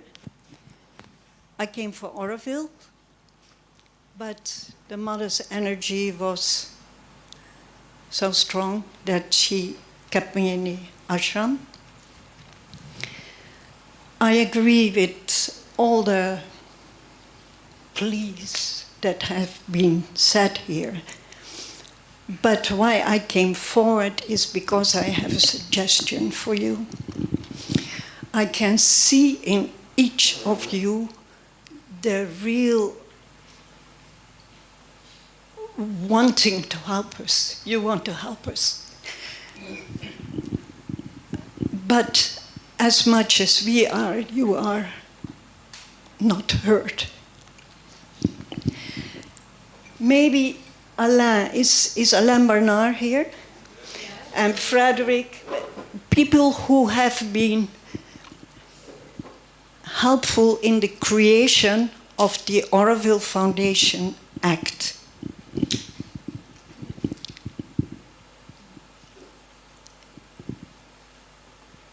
The first formulation of the Auroville Foundation Act had as the function of the Auroville International Council to advise the government. This was later in the second version, and maybe Frederick or Alain can explain why that was. This was changed to the International Advisory Council advising the governing board. And you guys have been sort of a lame duck with a lot of goodwill. Again and again, they said, we can't do anything. I was thinking, the situation is so serious. Please, all these people who, and now we have somebody who's kicked out. And this guy has been trying to give words to our current predicament in the most civilized way. He has spelled it out, but he has always stayed really correct. So I was wondering, is this situation, if we as a residents' assembly would ask you, can you see this situation so critical that you would be willing to try to come together with an appeal to the Prime Minister's office and say something really is amiss with the city of Dawn? I mean, this is an experiment. It's an extraordinary experiment. But they take the experiment away. We become an institutionalized event with tourists and showing how spiritual we are. The mother wanted something to grow, to come up, to emerge. And we know we have lost it. The last 10 years we should have been working on agreeing. We have to agree, we have to agree. But each time when we would have a plan of how to come through our problems, we would say, we can't agree. It would become a meme. We can't agree. Yeah, we can try, but we can't agree. This became a meme, and this is our real mistake. We have not been working together on trying to agree, and that's what she asked. That's what Mother asked. So I was wondering, that's why I came forward.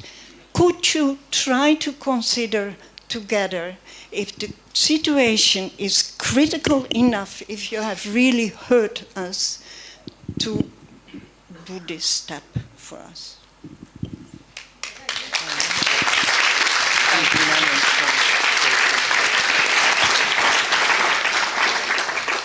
I think a first step for us is I'd like for a small group of you to meet with the secretary and then maybe the head of the governing board. I know you say you've done it before, but I don't think we can give up on that process. I think we're at a different stage now than we were 6 months ago. And I think if you believe in dialogue, then you have to dialogue. We're meeting, I have to leave, unfortunately. I thought we were finished at 6:30. You guys are always going. Well, I'm sorry, but I have got a lot of demands on me. But I'm meeting with the working groups tomorrow. Maël, I want to speak with you tomorrow. You're going to be there at the working group? Okay, and I'd like to speak with Amy at some point. Yes. Guys, I hate to be late to I'm sorry, but I thought we were done at 6:30. That was the schedule. Dina, is it only you that's leaving? The other three No, are they're not? staying, Okay. and I trust my Okay. colleagues. Okay, thank you. And Maël, I do want to speak to you tomorrow. I'd like to speak with Amy. I don't see her on the working group. You're on the working group, right? Are you? I'm in the council, Auroville Council. So will I see you tomorrow? Okay. Okay. What's that? I would like to speak to Amy before I leave. I'm here until Sunday. If anybody wants to reach me, I'm available. You can reach me. I'm sorry that I have to leave, and I appreciate the time. I mean, as I said, I can only do what I can do. If I may, I know you're late, and I just wanted to ask if you can be 2 minutes late. 2 minutes. Because 2 minutes. what I'm about to say, I would actually really like you to hear. Okay. So for those who don't know me, my name is Maël. I'm the lucky person who got a quit notice yesterday evening. And first of all, what I wanted to say for everyone is that even if the news came as a shock, I actually really trust. In general, I like trusting and having faith. And basically, I've been asked to leave the country before the 1st of March, and I'm sure we'll find a workable solution before that. So I would like that we all hold prayers and good faith, and that we don't let discouragement and fear and whatever might come. Because I feel that is actually a bigger loss. Now, Dina, the reason why I wanted you to be here is because I'm sorry, I'll be confronting you a little bit. I've heard a lot of good intentions, and I'm sure they're genuine and sincere. Being in the working committee, I've had the chance to be in some of the communications between the ISE and and us, or in the governing board or whatever, and I've seen Michel and Gabi express their concern many times in writing, and I really would like to thank both of you for that. You've said earlier that you were an advisor and not a decider, but in order to be an advisor, you need to advise. And I'm sure you have had conversations with people, and I would like to just place on record that having written communications is a different nature. And expressing through a united voice of the IAC your disagreement with things that have been going on is way different than going and talking 5 minutes to Jayanti Ravi over the phone. And I respect that this is also needed, and I do feel that both need to happen, but I sometimes wonder why, after the 11th of December 2021, which was the first and only letter signed by the IAC, there was no other common communication from you. You may not agree with all of the requests we are having right now to the governing board, all of the requests we've put before them. But I think at least some basics of not harassing people and not threatening their lives could have been something on which you could have, the four of you, or perhaps even the five of you with David Frawley, could have agreed on.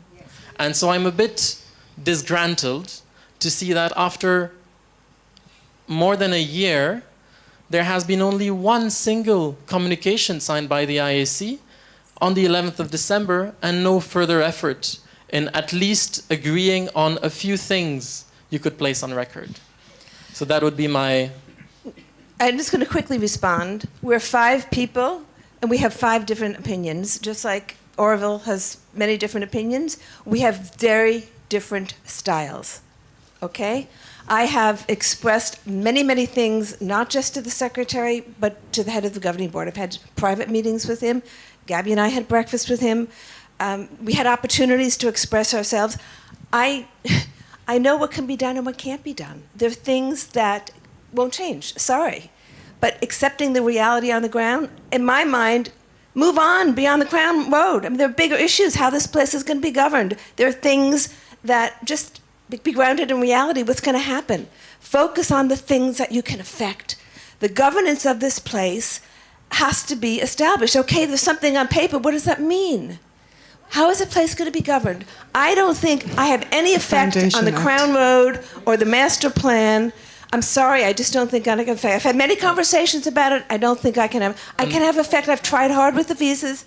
I've had multiple conversations about your situation. I'm not giving up on it. And I said the other day, if people are being taken from their houses, I want to make sure everybody has a good place to live. These are things I care about. I care about the visas. I care about people having places to live. And I'm sorry if you don't agree with me. But, you know, you talked about not judging. Please, please. I'm coming from a different... I've worked in conflict areas around the world. I have a very different style. I've brought people together from many different places in the most brutal conflicts. I can't judge which side is right. I say, guys, talk to each other, sit together. I've sat, you know, in very tense situations of people who are killing each other. This is not at that level. I know you guys are suffering, but this is not at that level. Nobody's being killed here. Nobody's being raped here. You're losing your home. Hey guys. I'm sorry. I'm sorry. And with that, I'll say goodbye. Thank you for listening to me. Thank I mean, if you can't treat me respectfully, there's no point in me being here. Thank you, Dina. I just want to thank you, Dina, for your answer. Thank you for your honesty. Sure. I care about your situation. Sure, let's speak tomorrow.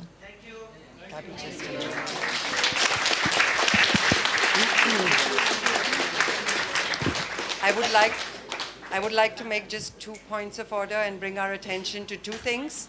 The time, which is one, because then it starts going into chaos. Am I audible now? Okay.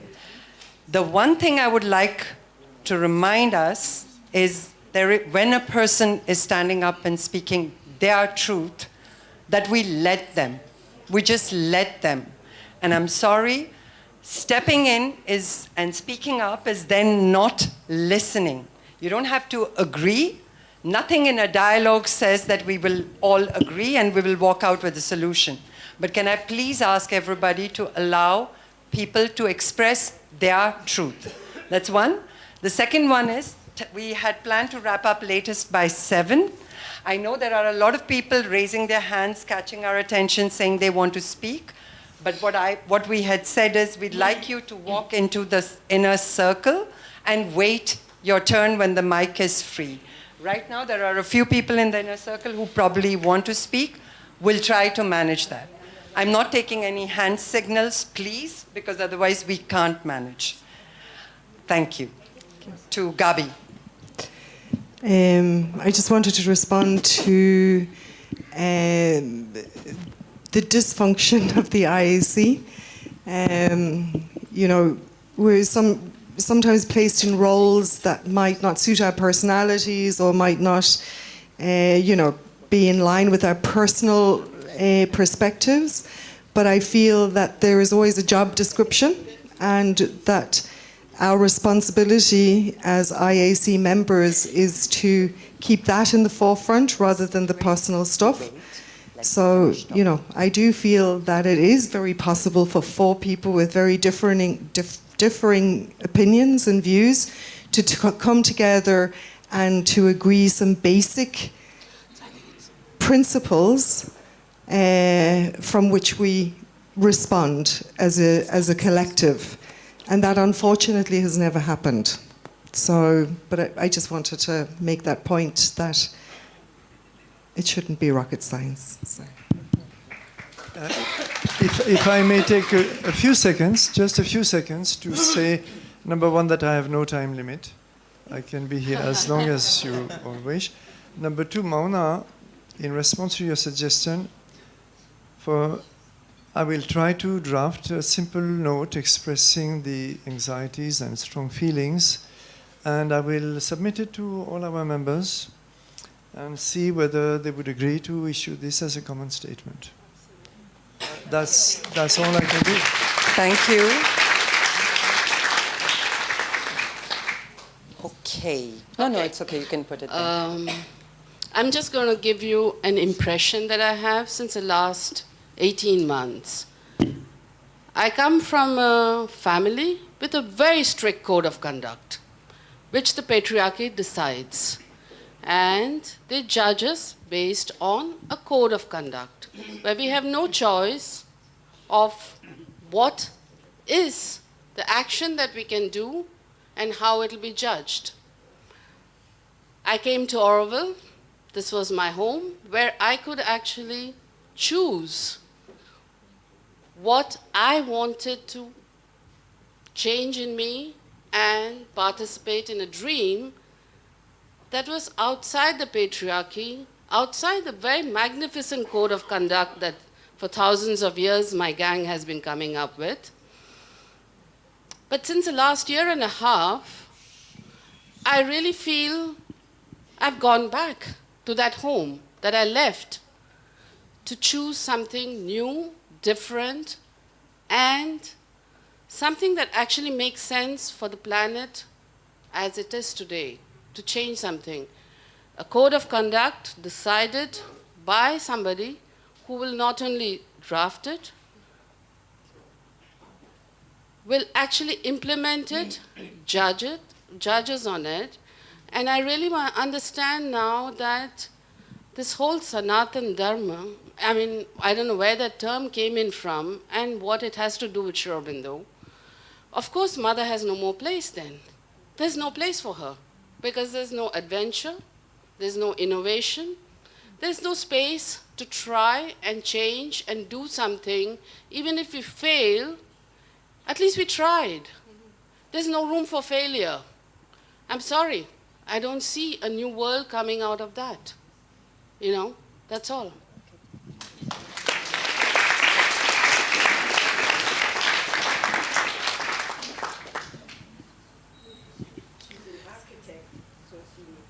Oh, okay.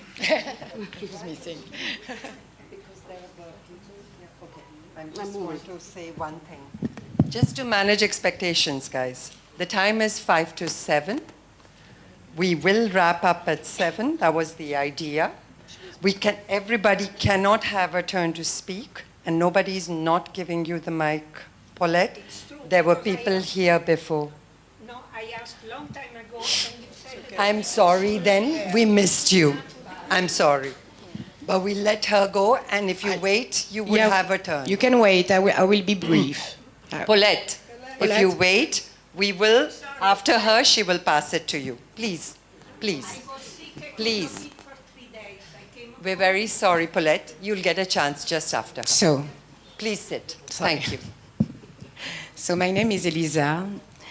I think very briefly, I would invite, I think we are really in a context in Auroville worldwide of pure unknown. And however reference we can take the word of the Auroville Foundation Act, which gives words and some level of meanings to your role, I do feel that today as individuals and as groups, it's important to sense the spirit behind the words in order to see what we can embody on another level. There are different ways to be advisors. We can advise in private, we can advise silently, we can advise and yet publish something. I'm not giving any direction. I'm just requesting, and that's really what I apply to myself, that I do believe it's a time to find our true felt positioning in this world. And mainly when we are witnessing dynamics which are highly, highly of concern. And if we are witnessing that, we are still all decision makers of our lives and as a group. So I do believe that your eyes, your heart, you as a group is important. I understand, I know what it is to be in a group where there are different opinions, but there are ways to see behind and to see what could be your role today. And you know, for me, there is the tension between, at least within myself at this juncture, of yes, human unity, and yet seeing human unity and some people where I'm at in my life, some people I'm meeting on the road, and just my cells, just my physique is just contracting, while I do believe we are one, and I do feel it in my heart, in my guts, everywhere, and yet I'm still contracting. So I still have to learn, of course, but going with what feels right and what feels true, and how we can stand and bring a voice to what is okay, what is not okay. You have a role, so please be your full self, and we will be our full self also. Thank you. Thank you. I know, but so there are a lot of people here still want, I know everybody has, but okay, can I suggest something? Yes, please. Because but I think a lot of people... Sir, before you go, I would just like to finish this part. There are two people here, Christine and Paulette, who have been coming and wanting, and I would ask the others to just pause, let the two of them, they are our elder residents, I would like to respect that. And I would like you three, if you can just hold on for these two conversations, and then we can take a call on who's staying longer or not. Is that okay with you three and everybody else? Thank you. So Paulette, I'm going to give it to you, and Paulette. Can I suggest something? I know. So I wanted to reply can I suggest something? To Michel Danino. Just give me 1 minute. I cannot be a facilitator without a mic. What I suggest is, there are many people who would like to express. What I suggest is, like Dana suggested, that you have 10, 15 people, log in all those concerns, situations, issues that they are facing personally or their feelings, have it present to us or we will have audience with the foundation. So that way, nobody is feeling left out. because this can go on. I have to also go. Yes, sir. There are people waiting for me, but I appreciate your patience and goodwill, because this Auroville is based on goodwill. Now, we have to keep that in perspective. It also stands for unity. It also stands for harmony. So I think those are key words that we have to keep, including us. We have to also follow that. Thank you. Can I ask you, but you stay ahead for the next 5 minutes for the two ladies to talk? Okay. Thank you No very problem. much.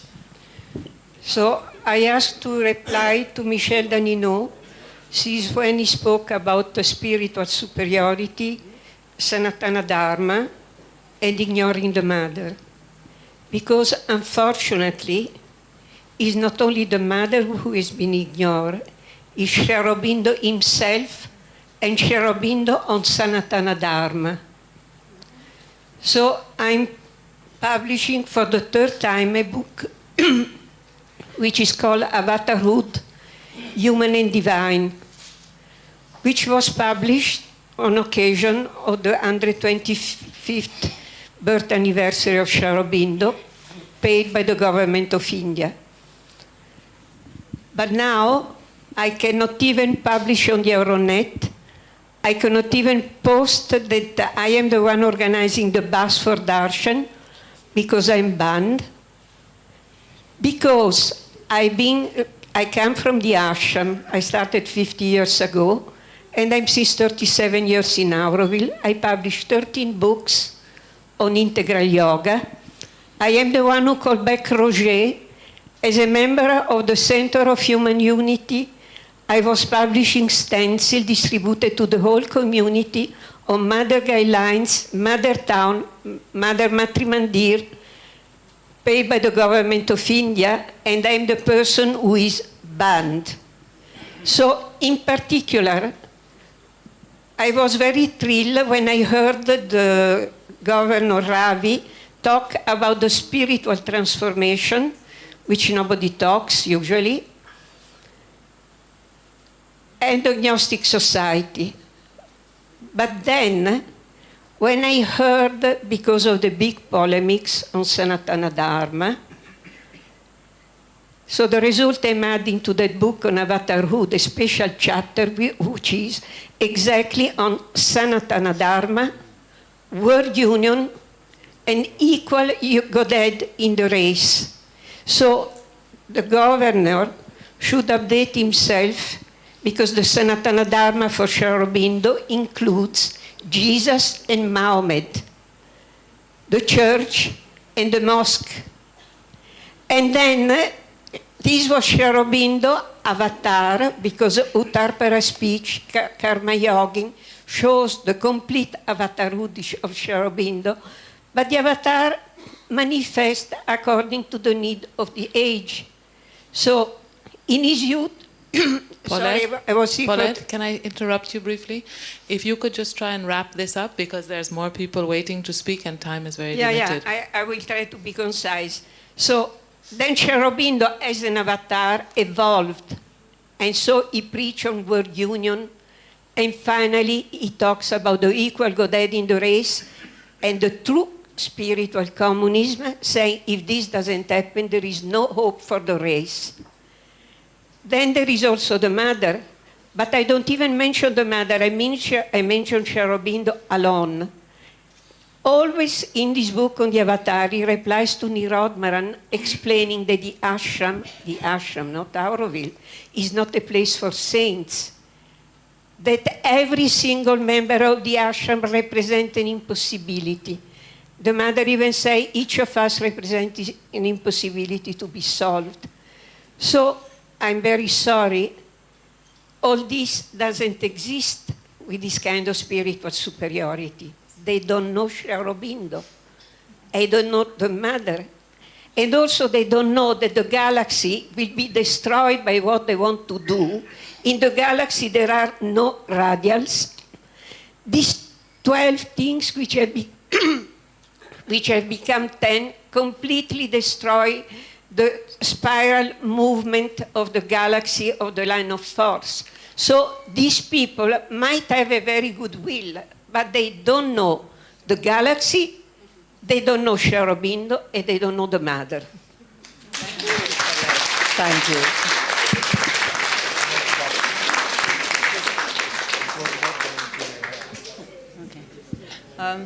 Okay, my name is Christine, and I want to make a very simple point. Actually, I want to add just a little bit to what Miles said. He was expressing surprise at the fact that since 1 year and a half, you haven't made a joint statement about what is happening. Okay, so Dina Miriam said that you have different opinions. I understand that. But how can you have different opinions on the fact that an Aurovillian is fired from his work from one day to the next without any explanation, without any motive? Is there somewhere in the world where this is happening? Is it, sorry? In corporate takeover. So I am very surprised that human rights violation, if we use that language, are there all the time, and not one collective statement from you to denounce that. I know that they were from Gabi and Michel, but I don't understand how, on a human point of view, what is happening. People expelled from their house, people fired from their job, etc. This did not motivate a letter, collective letter from you. Thank you, Christine.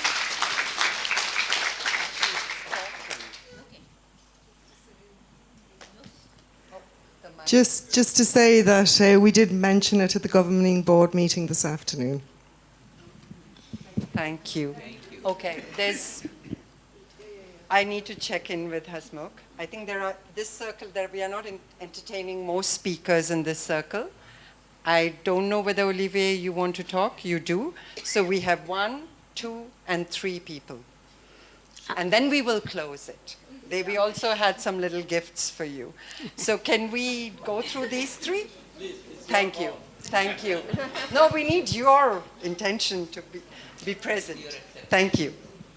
Okay, I just have 2 points which I would really request the International Advisory Council to carry to the governing board and to the chairman and to Dr. Ravi.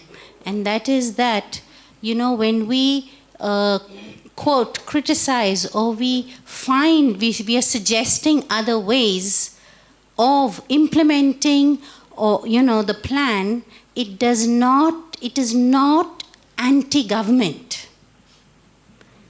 This is very important. Many people have been told that we're anti-government.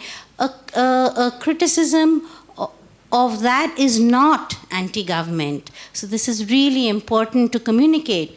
And I think Madam Ravi is misunderstanding that. Maybe she's used to a different way. But here, when we search for answers, it is not anti-government. That's the first point. And the second point is, now from this IAC meeting and governing board meeting, please ask that the police case against 6 fellow Aurovillians be removed. Enough is enough. It is false. That case is totally false. You go through the actual things, and Mr. Srinivas Murthy should be requested to withdraw the case. That's all. Maybe short, brief, yes, sweet. Thank you. I'm Ashish. My question to you is that I very much appreciate what all of you said, and very much resonate with that. To Rama sir, he very rightly said that Aurovillians should decide things together, come up with solutions. And as a student of Sri Aurobindo, we know that when there is a problem or a resistance, our role is to find a more creative, more inclusive solution that will satisfy all and take us all together further. it seems that is not happening. What has happened is a takeover. And there are steps of takeover which satisfy some people, but hurt a big number of Aurovillians. And it's not just mental satisfaction. People are given jobs who agree with the takeover. People are fired from jobs, as well as institutes which institutes agree are useful for the takeover, are taken over, and people are threatened regularly, visas, house evictions. You see such problems which you couldn't imagine in the early Auroville, or Auroville before this takeover. So my request is to present this point, that how can we find solutions together when the takeover continues? We keep on feeling the pressure, and some things, like a person is asked to leave India, it's not just that. The rest of us are threatened that anytime you can be asked to leave. So in that environment, how can we come up with something together? So that would be my request to you. Please find a solution to that. Thank you very much.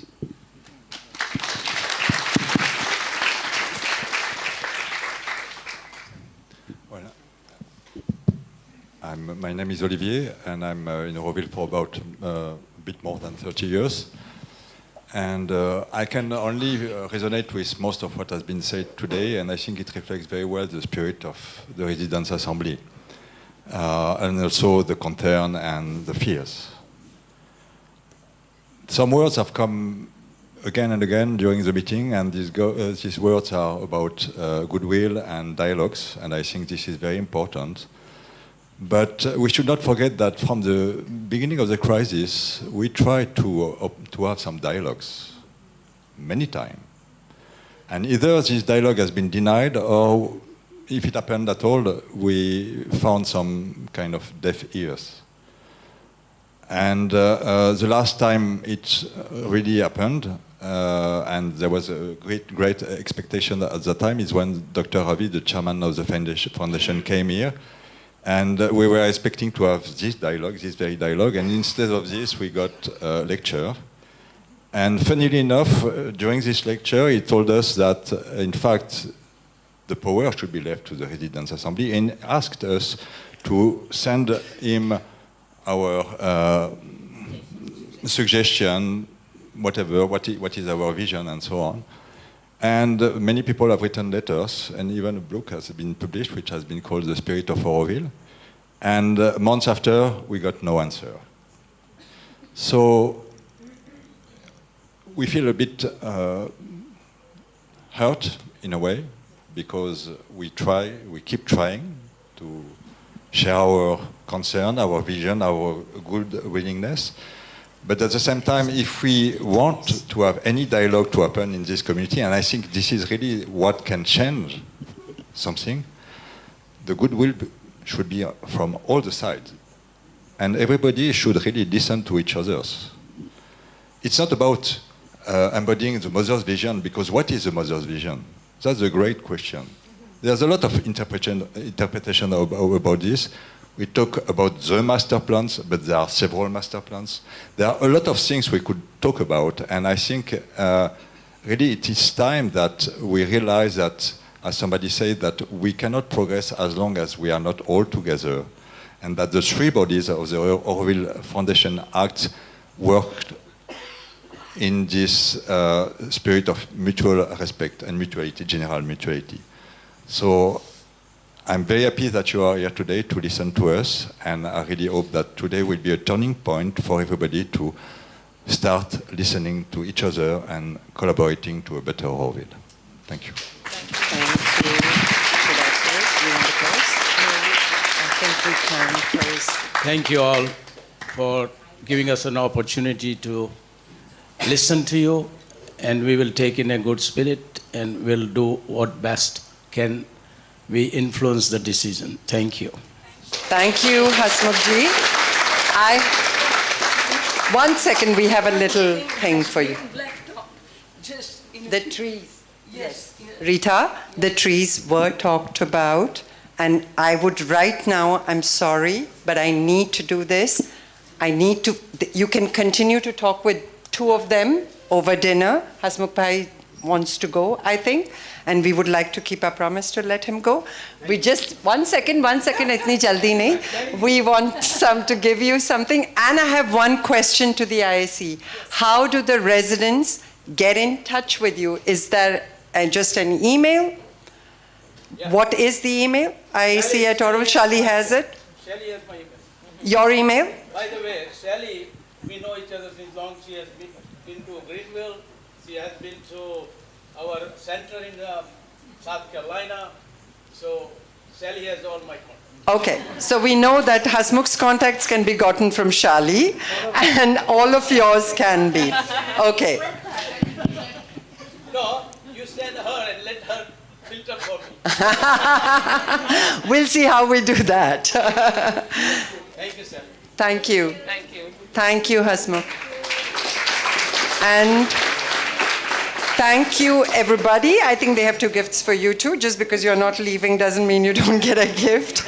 And thank you, everybody. Thank you, Radha. Thank you. Thank you, everybody. There's dinner out there.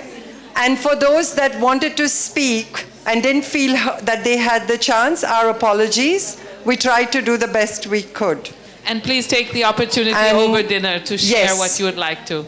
Ciao. Come here, Mal. We want a photo with you. Oh, make a picture with Mal for us. Thank you to Anita and Orada who agreed to facilitate this meeting a bit last minute. Thank you, guys. Anna, let me give you a hug.